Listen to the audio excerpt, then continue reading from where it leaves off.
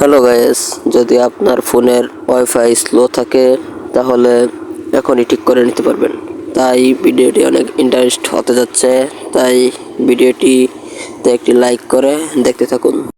প্রথমে আপনার চলে যেতে হবে সেটিং আইকনে যাওয়ার পর অ্যাবাউট ফোন বা মাই ফোন ওইখানে যাবেন। ট্যাপ দেওয়ার পর নিচে যাবেন, বিল্ড নাম্বার নামে একটি অপশন থাকবে, ওইখানে কয়েকটি ট্যাপ দিবেন। ট্যাপ করার পরে ইউআরআর নাও ডেভেলপমেন্ট অপশন চালু হয়েছে।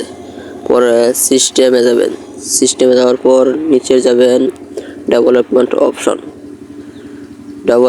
অপশন যদি বন্ধ থাকে তাহলে চালু করবেন।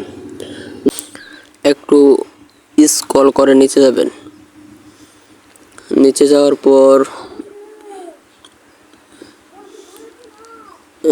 লেখা আছে এনাবেল ওয়াইফাই ভার্সন লগিং, এটা চালু করবেন। চালু করার পর আবার নিচে লেখা আছে ওয়াইফাই নন পার্সিস্টেন্স ম্যাক্স রেজুলেশন, এটা চালু করবেন। চালু করার পরে কাজ শেষ।